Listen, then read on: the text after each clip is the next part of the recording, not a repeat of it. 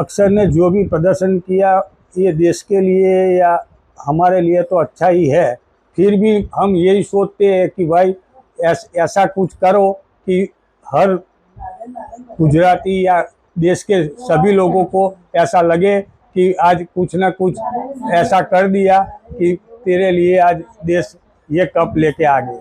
Semifinal में जब उसका अच्छा प्रदर्शन था तो मेरी सोच ये थी कि आज तो तुमने बहुत अच्छा किया, लेकिन फाइनल में भी तू ऐसा अच्छा कुछ करके देश को कप दिला देना।